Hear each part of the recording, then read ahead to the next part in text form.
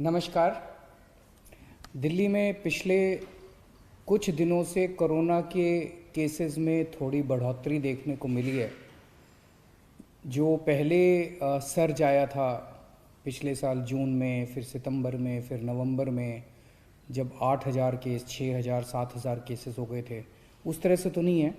लेकिन पिछले कुछ हफ्तों के अंदर एक वक्त ऐसा था जब 100-125 केसेस डेली के ऊपर हम लोग पहुंच गए थे। लेकिन पिछले कुछ दिनों में, खासकर पिछले 3 दिन में, थोड़ी बढ़ोतरी ज़्यादा देखने को मिली है और कल 500 से ज़्यादा केसेस देखने को मिले। तो उसको ध्यान में रखते हुए आज हम सब लोगों ने हमारे सरकार में इसके ऊपर चिंता की। सबसे पहले तो मैं ये कहना चाहता हूँ कि बढ़ोतरी है, लेकिन मामूली है, ज़्यादा घबराने की बात नहीं है। चूँकि केसेस बहुत ज़्यादा कम हो गए थे, तो जब हम परसेंटेज के तौर पे देखें तो इतने परसेंट ज़्यादा लगता है। लेकिन नंबर्स के तौर पे जैसे मैंने बताया, पहले 6,000-7,000 केस होते थे, अब 500 के करीब केस हैं। तो घबराने की बिल्कुल ज़रूरत नहीं है, नंबर एक। और नंबर दो, हम बहुत बारीकी से पूरी स्थिति पे नज़र रखे हुए हैं। जो भी करने की ज़रूरत है, हम वो सारे कदम उठा रहे हैं।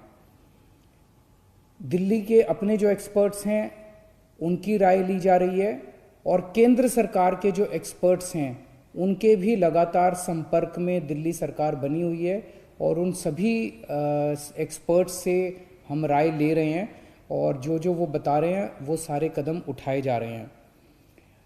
चूँकि पिछले कुछ हफ्तों में केसेस कम हो गए थे, तो थोड़ा बहुत ढिलाई आ गई थी पूरे सिस्टम के अंदर।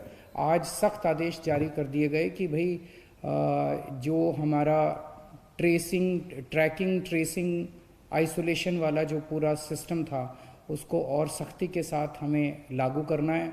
सर्विलेंस को सख्ती के साथ लागू करना है, और एनफोर्समेंट बहुत सख्त करना है। जो मास्क पहनने का और सोशल डिस्टेंसिंग का, ये सारी चीज़ें हमें अब सख्ती के साथ लागू करनी है। लेकिन जैसा हम जानते हैं कि जनवरी के महीने से देश भर में वैक्सीनेशन का कार्यक्रम शुरू हो गया। वैक्सीन लगाने के बाद काफ़ी हाई चांसेस होते हैं कि आदमी को दोबारा कोरोना नहीं होगा, और वैक्सीन एक तरह से कोरोना से बचने का सबसे इफ़ेक्टिव तरीका आज के डेट में है। तो एक तरफ तो अपने को वैक्सीन आ गई है, और दूसरी तरफ अगर कोरोना के केस बढ़ें तो ये सही नहीं है। तो आज उसके ऊपर भी चर्चा हुई। हमने देखा कि दिल्ली के अंदर लगभग 30 से 40 हज़ार लोगों को हम डेली लगा रहे हैं। इसमें दोनों चीज़ें हैं। एक तरफ तो हमारे अंदर, सिस्टम के अंदर जो भी कमियां हैं, उन कमियों को दूर किया जाएगा ताकि ज़्यादा से ज़्यादा लोगों को वैक्सीन लगाई जा सकें। और दूसरी तरफ जो लोग अभी भी लगवाने में हिचकिचा रहे हैं, उनको मैं अपील करना चाहता हूं कि हिचकिचाने की ज़रूरत नहीं है। मैंने भी लगवा लिया वैक्सीन, मेरे माता पिता भी ने भी लगवा लिया, सब लोग सही हैं, किसी को कोई प्रॉब्लम नहीं हुई। उल्टा अब हम सेफ हो गए हैं कोरोना से। तो एक तो सबको मैं अपील करना चाहता हूं कि सब लोग जो जो एलिजिबल हैं वो वैक्सीन लगवाएं। ये जो 30 से 40 हज़ार पर डे वैक्सीन लग रहे हैं, अब इसको बढ़ा के हम 1.25 लाख पर डे वैक्सीन लगाया करेंगे। अगले कुछ दिनों के अंदर हम इसके लिए अपनी कैपेसिटी भी बढ़ा रहे हैं। नंबर ऑफ सेंटर्स जो अभी लग रहे हैं दिल्ली के अंदर, वो लगभग मोटे मोटे तौर पे प्राइवेट और सरकारी मिला के 500 सेंटर के ऊपर लग रहे हैं। इसको डबल किया जाएगा, 500 से 1000 सेंटर्स के ऊपर हम इसको लेके जाएंगे। जो अभी सेंटर्स पे लग रहे हैं, स्पेशली सरकारी सेंटर्स पे, वो 9 बजे से 5 बजे तक लगते हैं। अब इसको 9 बजे से रात को 9 बजे तक टाइम बढ़ाया जा रहा है ताकि ज़्यादा लोगों को लगाया जा सके। केंद्र सरकार से भी मैं अपील करना चाहता हूं कि अभी उन्होंने जो गाइडलाइंस जारी की हैं सेंटर्स की, वो बहुत ज़्यादा सख्त हैं, जिसकी वजह से नए सेंटर्स खोलने में दिक्कत हो रही है।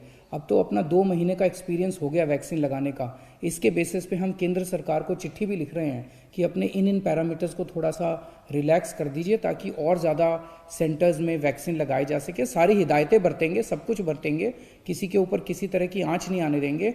लेकिन जो शुरुआत में वो जो प्रिकॉशंस लिए थे, अब अगर थोड़ा ढील कर दिया जाए तो उसमें नए सेंटर्स खोलने में हम लोगों को मदद मिलेगी।